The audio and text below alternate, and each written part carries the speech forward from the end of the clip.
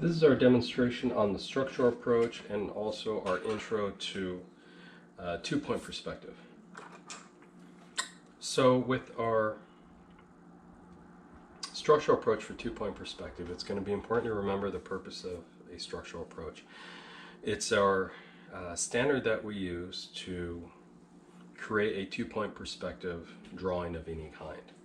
So one of the things we need to do first is square up your 18 by 24 inch paper. It could be a larger sheet of paper if you want to,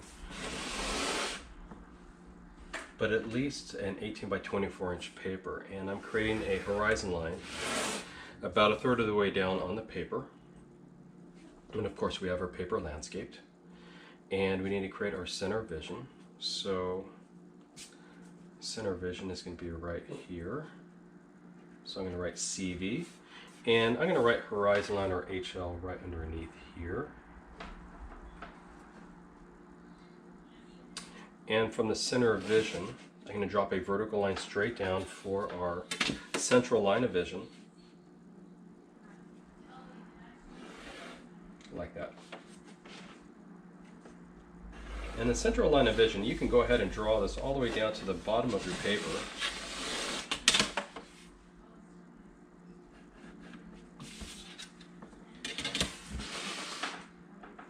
And with this, this is yet to become a distance line, because one of the things we need to do is create our station point. We can't merely just state where we cannot merely document where our station point is without considering where our vanishing points are. Now, there's one important rule to remember when it comes to two-point perspective.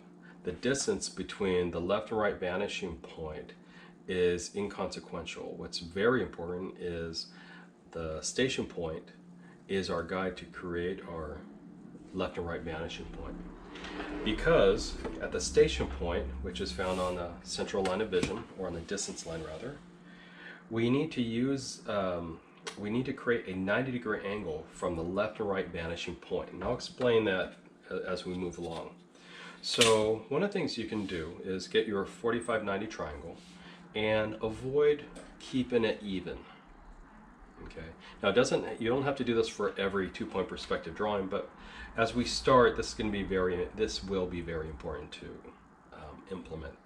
Now, I'm going to keep it at a slight angle, and I'm going to drop this down, keeping the 90-degree angle on this central line of vision, and I'm going to visualize where possibly the left and right vanishing point are. And I can use my triangle as a guide, and I want to be able to create the largest cone of vision here, but also keeping my vanishing points on the paper. And I can see here it's going off the paper here, so I'm going to bring it up a tad. Again, keeping a slight angle. It doesn't have to be thicker down here and thinner up here. It doesn't matter. You can do this too, but you still want to make sure it stays on the paper, and also keeping the largest cone of vision possible.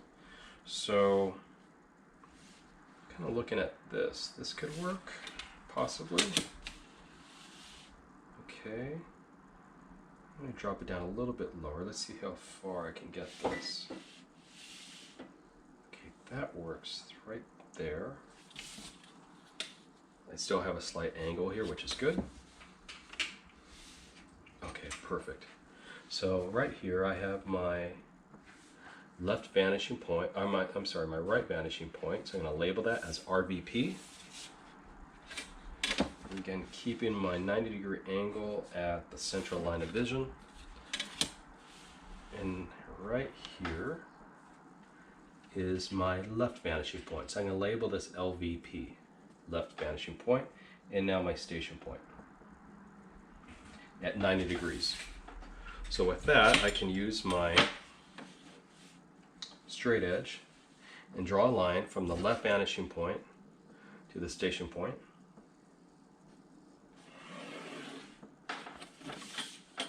And to the right vanishing point to the station point. Now we will label our station point SP, and let's go ahead and document what this is. This is a right angle. So you can, if you remember from geometry or even algebra, I guess geometry. Let's put a symbol here for 90 degrees and go ahead and write a note, 90 degrees. Now, why this is important is based on the station point and these two vanishing points, and more importantly, the diagonal vanishing point, which we haven't documented yet, is what we use to create squares.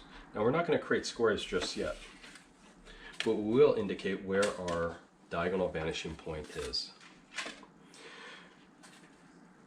As you know, in one-point perspective, in order to create a square, we need a diagonal vanishing point that's based on the station point, but also a 45-degree angle to the station point. I'm sorry, a 45-degree angle to, from the station point to the diagonal vanishing point that's found on the horizon line. Now, we can still do this here. And we're going to use our 45-90 triangle for this. And we're used to using our triangle for this like so. And we need to create a 45-degree angle from here to our diagonal, to our horizon line.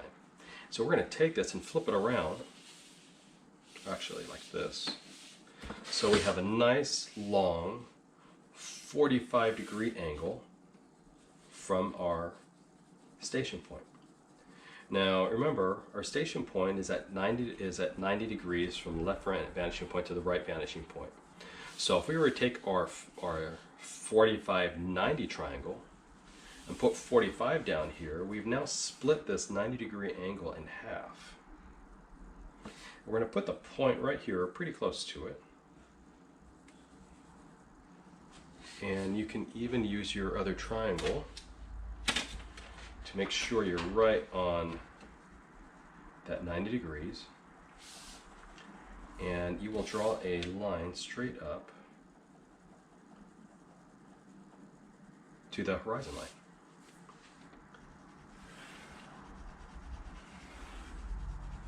And you can keep it light. This is just a documentation of where your diagonal vanishing point is. And this is your diagonal vanishing point, DVP. Now we will use our diagonal vanishing point later. We're not going to use it just yet. But remember, this is a 45-degree angle all the way up to the horizon line.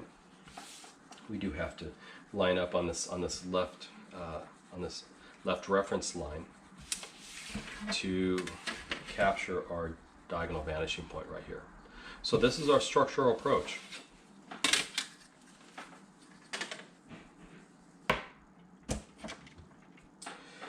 Okay, so we have a 60-degree angle from our station point.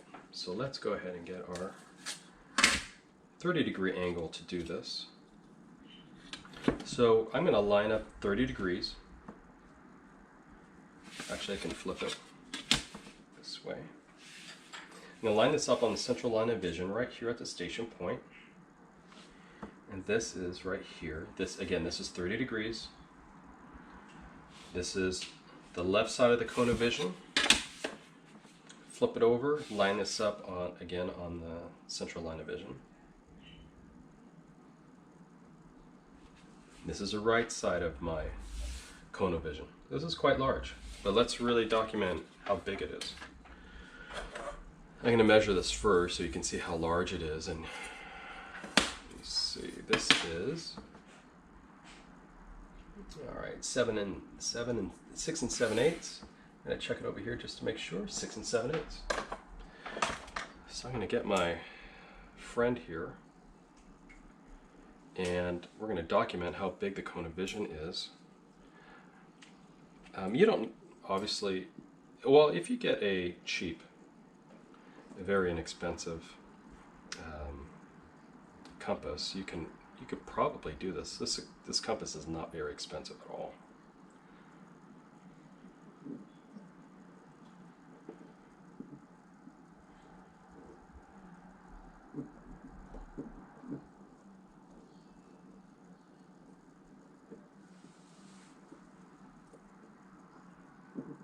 There we go.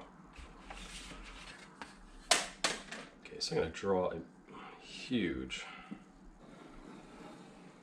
red line all the way around it. So you can see how large the cone of vision is. Again, if you have a compass, you can possibly do this. If not, you can actually use a piece of string with your pencil tied on it. Okay, this is how large our cone of vision is, and the reason why we have our station point all the way down here. All right, so let's move on.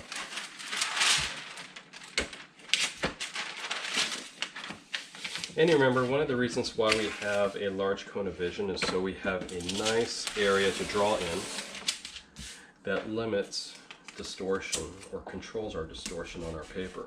So I'm going to do my best to keep a majority of our drawing here in the middle of the paper. All right, so let's square up the paper again. So I'm going to keep it about right here. And you can put it up a little bit higher if you want to, but I want my horizon line about above the midpoint on our paper.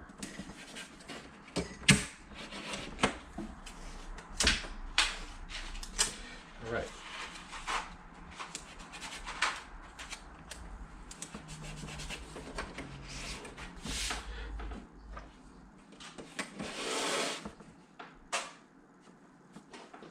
So this is going to be our intro to two-point perspective. So I'll label it down here.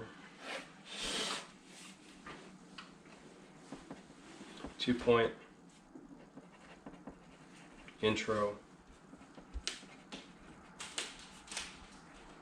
basic shape and form. Okay. Go ahead and place our horizon line in. Here's our central line of vision. We don't have to worry too much about where our station point is because it's off the paper. However, we do have our we do have our central line of vision here.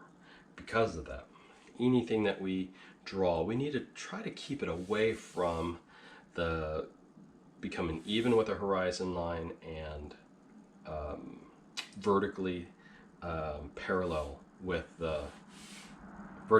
and close to the central line of vision, because as you know, anytime we have a shape or form that is close to this area, it becomes flattened out. And likewise, any horizontal shape that we have close to the horizon line, it also becomes flattened out. So we want to avoid that at all costs if we can.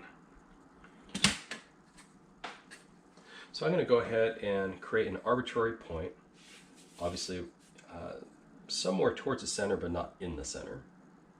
So I'm going to pick a point right here. Then I'm going to line this up with my left vanishing point.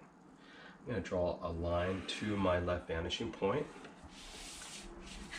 I'm going to be a little bit more precise than that. There we go.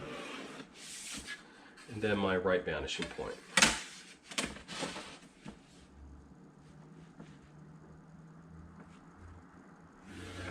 And I'll talk about the characteristics of two-point perspective and one-point perspective as I draw this shape.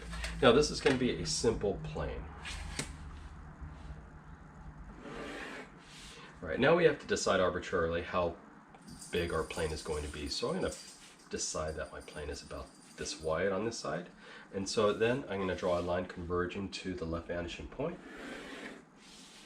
And then over here, on the left side, I'm going to draw a line converging to the right vanishing point. And there's our plane. It's simple. So it's a little bit different, obviously, very different than two-point perspective, because in two-point perspective, we have lines converging to one vanishing point, and we have verticals as well as horizontals. In two-point perspective, there are no horizontals. We haven't drawn any verticals yet, but we will. So here's our plane. Now we'll draw another one. We'll draw another one next to it, or close to it. I'm going to pick a point here. It's kind of random. Again, lining up the left vanishing point and the right vanishing point. I'll keep it about right there. And at the end, I'm going to draw a line to the left vanishing point. This will make this one a little bit longer. And this one to the right vanishing point. So it's a little bit more rectangular than the previous one. And again, I will clean this up a little bit for the first two.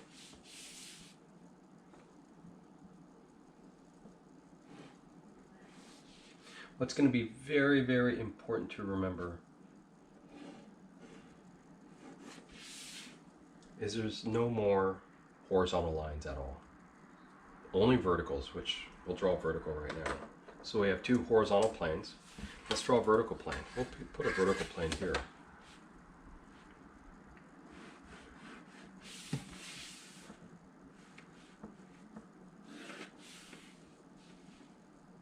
Now this vertical plane is going to look very similar to two-point perspective. This is still shape, there's really no form yet.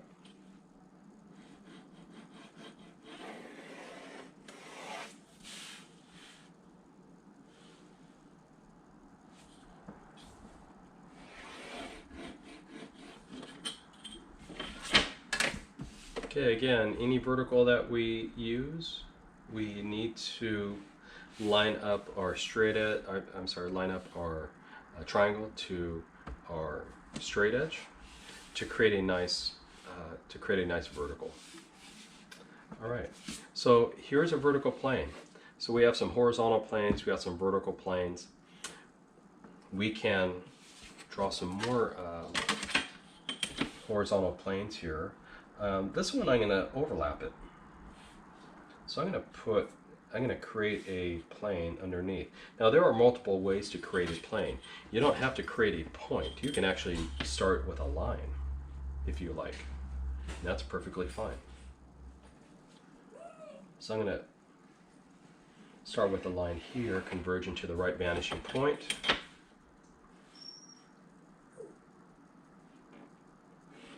Line this up with the left vanishing point.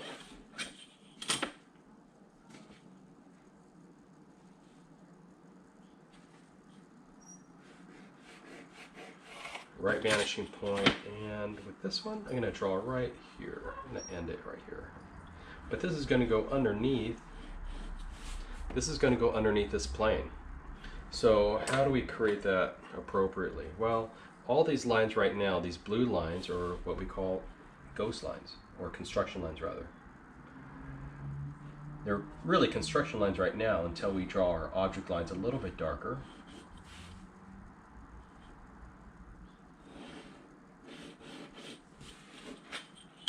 When we draw the silhouette of the object, or the form, the shape, and use an object line for it,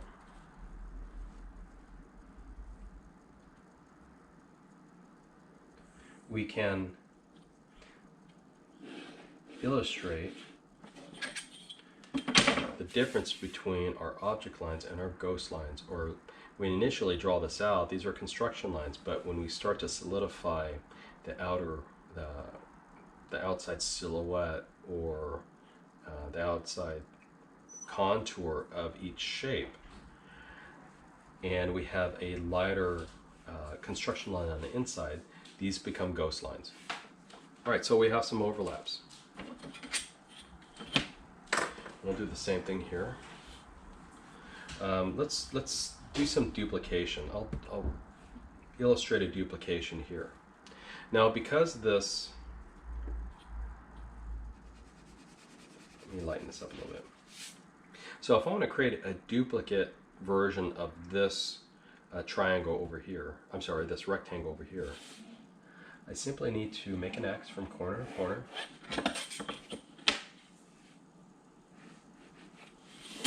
And from this point, draw a line to the left vanishing point, because I will be duplicating it here. And now I'm going to use my straight edge from this corner through this point, or you can start from this corner through this point, and draw a line from here through that midpoint on this opposite side to this far line converging to the vanishing point. When it crosses here, that creates a duplication like that.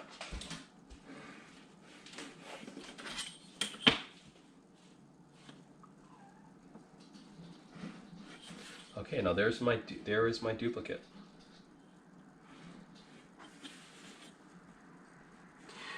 And you can create, let's say I wanted a space, let's say I wanted one over here, and I wanted an even space in between. You kind of approach it the same way. You already have this midpoint through that plane, and I simply need to draw a diagonal from this corner through this midpoint to this opposite line. And I've now duplicated that rectangle on the other side further into space.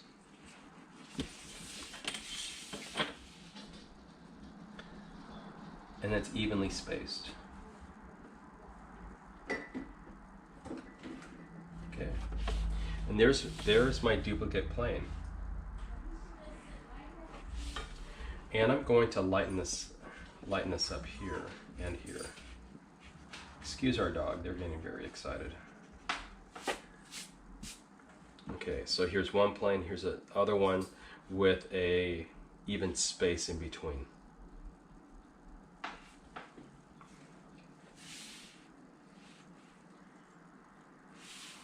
Now there's something kind of special with this. I want you to notice this, that you can see here when it comes to duplication.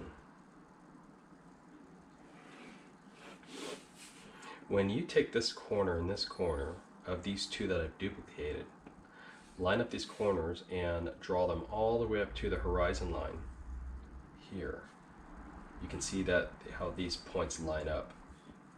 They all converge to the single auxiliary vanishing point. This is auxiliary VP, aux VP. Now with that,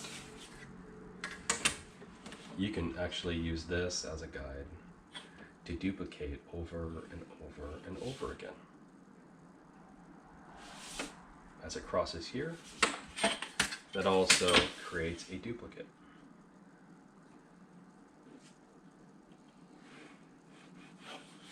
Like that.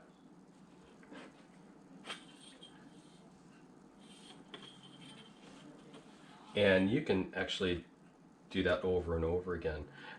What is more appropriate is to do duplication like this, where you're just simply drawing a line from here to this, through the midpoint to the opposite line. That is far more accurate. But it does work. You can see that there. So when you create duplicates, or triplicates, quadruplets, you can do this process over and over again, and you can see how you can repeat it. Now, you don't necessarily have to repeat it to the left vanishing point. You could repeat it to the right vanishing point or project out. So I can also create one here or here using the same method. So I already have an X from corner to corner.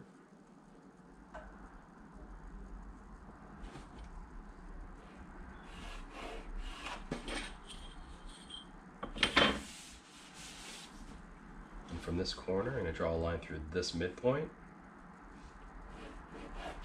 to extend it out to here, to duplicate another one here, like so.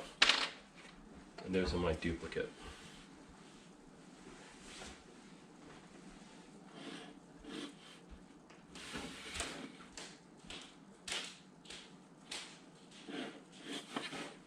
One of the things that you can do to further illustrate the overlap of this one down here, or any overlap really, is just simply shade it. And it doesn't have to be very dark.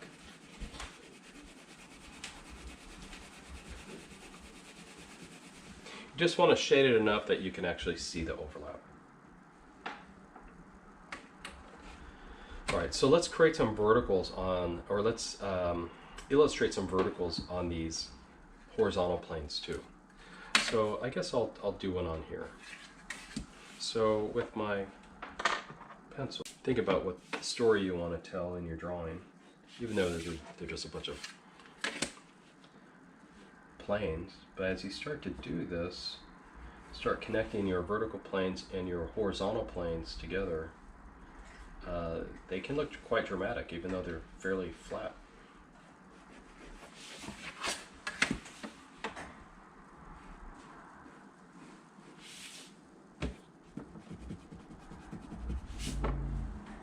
So I'm also going to shade this vertical plane here so you can see the difference between the two. There we go.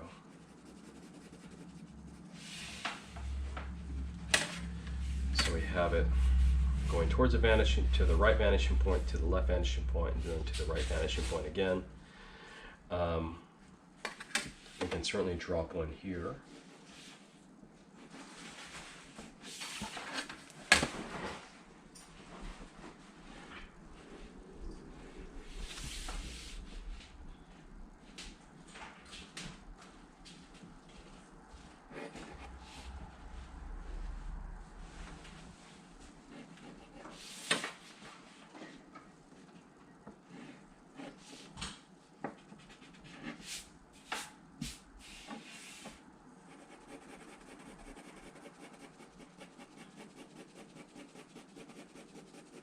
I'm going to limit how much I tone these simply for clarity. So I don't want to shade too much. It's just enough just to show what's going on in here.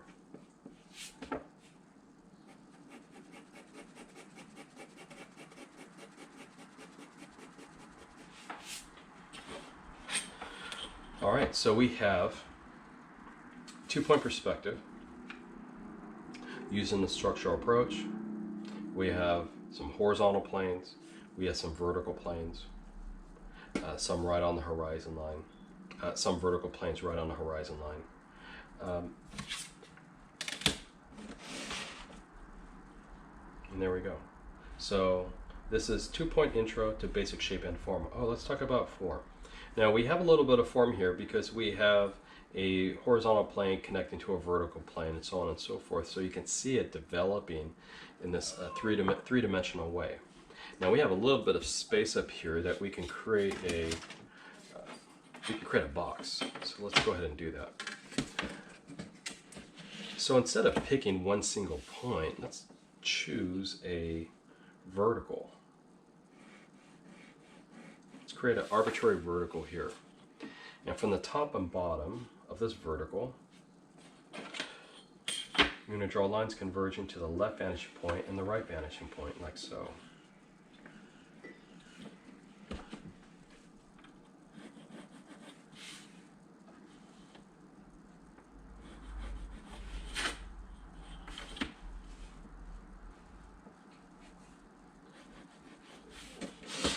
I'm not going to draw them all the way to the horizon line.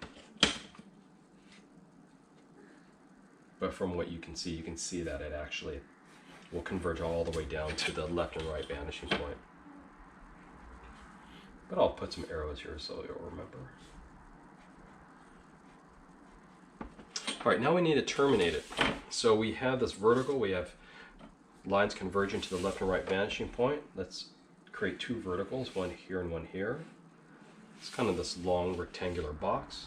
And we're going to do the same thing to this left vertical. We already have lines converging to the left vanishing point at the top and bottom, and we need to do the same thing to the right. So we're going to draw lines converging to the right vanishing point, like so. I'm going to keep my lines kind of long so you can see them converge to the vanishing point, like so. And we have this vertical here, which we will again draw lines converging to the opposite vanishing point. And most of you know basic perspective already, so especially if you've had Caroline Alexander as a teacher. She's very, very thorough on purpose.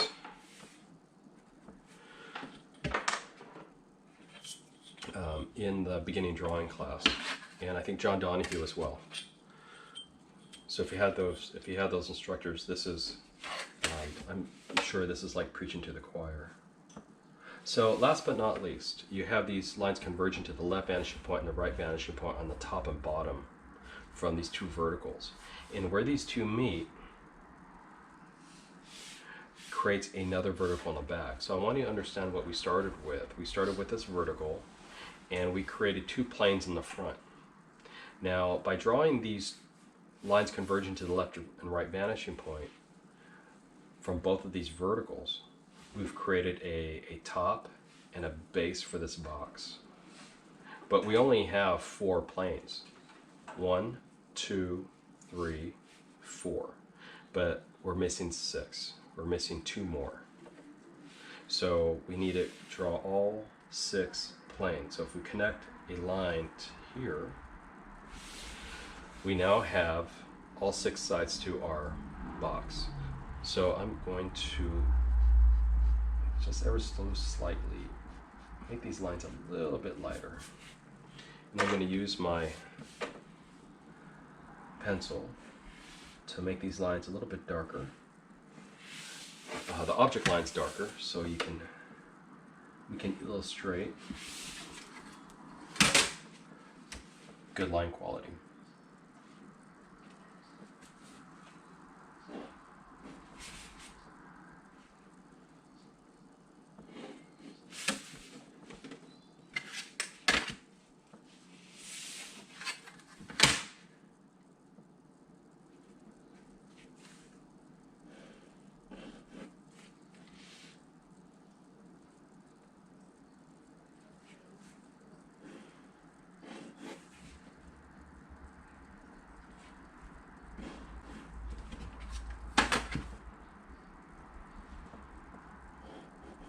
All right, so here's our box.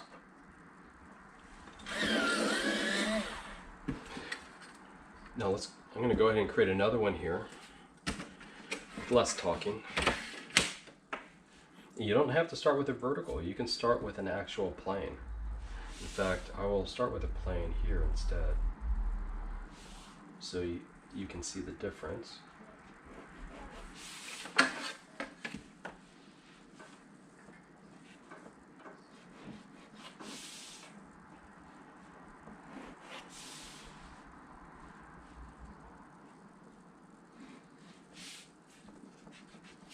Okay, so I'm going to start with this plane. This is going to be the top plane. And I'm going to draw a vertical back here. And remember, if this is converging to the left vanishing point, then this bottom one will also converge to the left vanishing point, like so. The bottom plane might be very thin because it's really close to the horizon line, so we have the top, we have the back right side. Let's go ahead and finish this one off here. We're going to drop another vertical here.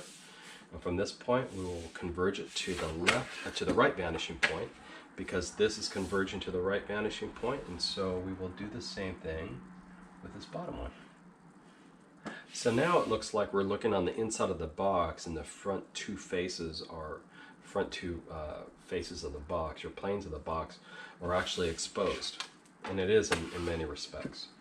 So with this, we can draw 2 lines from the left vanishing point through this point, and then from the right vanishing point through this point. Because we're creating these 2 sides, this side here, and then this side here.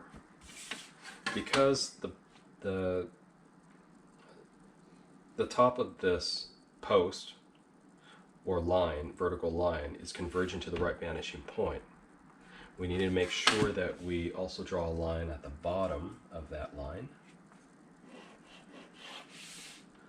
to the right vanishing point, and same thing with this one. Now this one already has a line converging to the right vanishing point. We need to draw a line from the left vanishing point through this point, like so. And again, just like this backside, where these two meet and these two meet, you drop a vertical line. And you can see that they line up really close. Might be off a little bit, but pretty close to it. I can see that's slightly off there, so I'll make an adjustment to it. I'll fudge it. Like that. All right, so there's